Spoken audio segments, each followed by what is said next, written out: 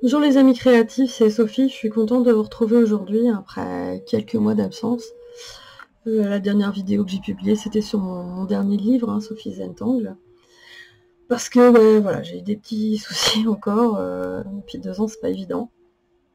Je me suis cassé le bras droit. Et donc forcément, quand on est peintre et dessinatrice, c'est pas du tout évident, hein, vous vous en doutez, enfin pour chacun d'ailleurs, c'est pas du tout évident. Donc maintenant, ça commence à aller mieux, mais j'ai une grosse fracture. Et puis je fais ma rééducation. Quand même assez douloureuse, mais bon, ça va. Aujourd'hui, je reviens vers vous parce que j'avais envie de vous parler de créativité. J'avais envie de vous parler de choses qu'on peut tous rencontrer, qu'on soit d'ailleurs un créatif ou pas. Est-ce qu'on peut avoir envie finalement de se lancer dans l'art, dans l'art journal, dans le coloriage, dans l'art-thérapie, puis pas pouvoir dans la peinture, le dessin, parce qu'on se sent bloqué. Alors créer, finalement, la créativité, c'est quoi? Et comment on peut la stimuler? Créer, c'est concevoir quelque chose de nouveau. Mais alors, comment on fait quand on n'est pas Picasso, j'allais vous dire, hein? Et on n'a pas besoin d'être Picasso, en fait. Parce qu'on est tous des êtres créatifs. On a tous un potentiel de créativité, sauf que certains le savent et d'autres pas du tout. Alors, comment on peut être créatif? En fait, il faut pouvoir sortir du rationnel, abandonner des pensées limitantes, sortir de ces schémas de pensée habituels. Et puis finalement, passer à l'action. Ça peut paraître bizarre, mais c'est vraiment ce qui va permettre de pouvoir avancer, pas à pas. C'est-à-dire de ne pas attendre que tout soit parfait, qu'on puisse faire un chef-d'œuvre pour pouvoir se lancer. Il faut pouvoir ne pas avoir peur de lâcher prise, ne pas avoir peur que peut-être le résultat ne soit pas tout de suite parfait. De toute façon, on ne peut jamais rien obtenir de parfait. Le tout, c'est de faire. Voilà. Et ce qui va nous aider et nous apaiser dans la créativité, c'est de pouvoir passer à l'action et de pouvoir se lancer, et justement de pouvoir être dans le flow, c'est-à-dire être dans l'instant présent, pouvoir dessiner en pleine conscience, dessiner, peindre, faire de l'art journal. Et c'est ça justement qui nous détend dans ces principes-là en fait. C'est de pouvoir être dans le processus créatif, simplement poser des couleurs, par exemple, y aller. Je ne sais pas si vous connaissez la puissance des couleurs dans la chromothérapie. C'est vraiment quelque chose, la chromothérapie. C'est quelque chose de très puissant. Alors, si vous me suivez sur ma chaîne, il y a un moment, voilà, vous savez, hein, je suis artiste peintre, illustratrice, et depuis l'année dernière, je suis aussi coach certifié en art-thérapie. C'est pour ça que je me permets, pour ceux qui ne me connaissent pas, il doit y en avoir beaucoup, de rappeler. Et c'est pour ça qu'en fait je fais cette vidéo là, c'est pour pouvoir vous accompagner en fait dans cette créativité, savoir comment moi j'ai pu faire, sachant qu'il y a quelques années en fait j'ai toujours peint et dessiné, donc je faisais du figuratif. Mais à un moment donné j'étais vraiment bloquée, j'avais des gros soucis personnels, et puis je savais que j'avais envie de peindre mais j'y arrivais pas. Et tout bêtement est arrivée la mode des coloriages d'art-thérapie. Soit dit en passant, la vraie art-thérapie, c'est autre chose, ça va plus loin.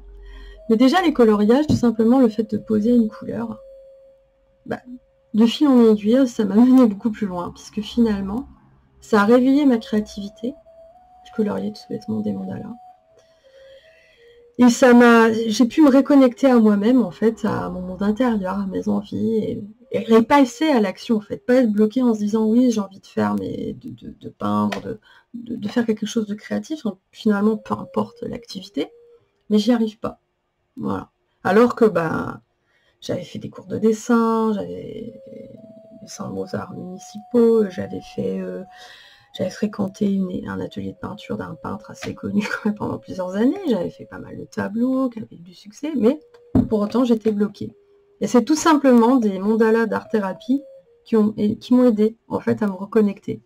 Je vous dis ça parce qu'en fait peut-être que vous pensez que c'est facile, même pour quelqu'un comme moi. En fait non, on a tous des périodes où on a du mal. finalement à créer. Et on peut avoir vraiment des périodes vraiment à vide.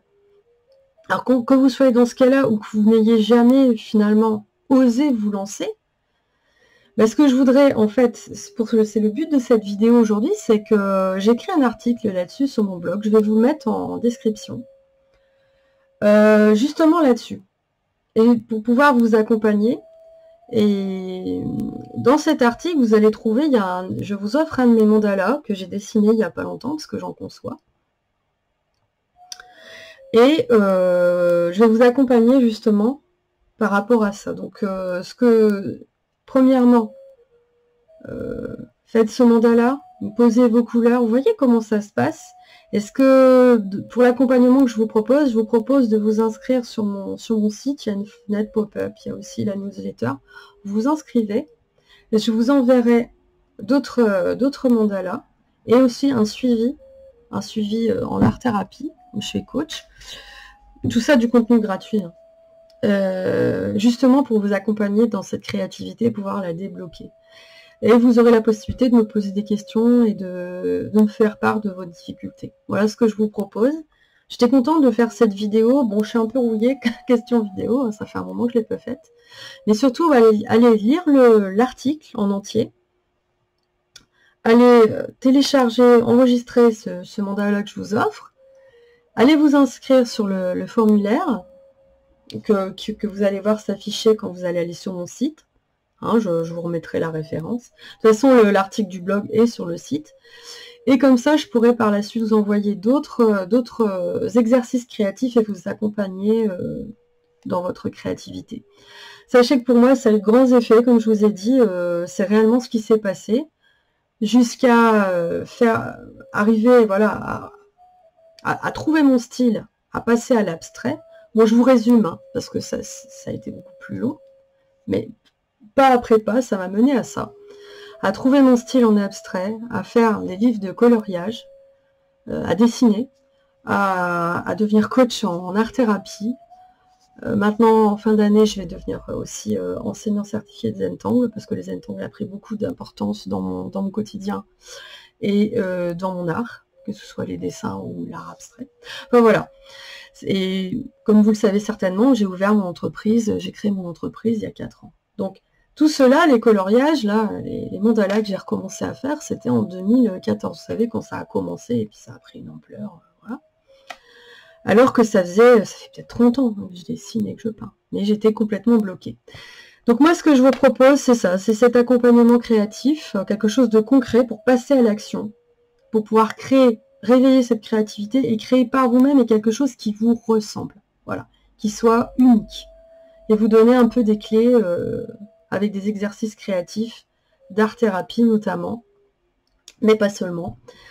Voilà, je vous dis à bientôt.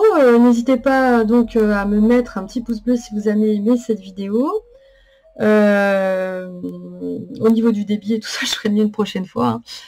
N'hésitez pas donc à mettre ça me fera bien plaisir, un petit pouce bleu. Et puis, si vous pouviez partager cette vidéo, ce serait chouette. Partagez aussi mon article si vous pouvez aussi, ce serait bien. Et allez lire l'article et vous inscrire sur mon site, comme ça je pourrais vous offrir cet accompagnement en art-thérapie, en toute bienveillance. Et puis je vous dis à bientôt, prenez soin de vous. Hein, on vit des fois des périodes vraiment pas simples.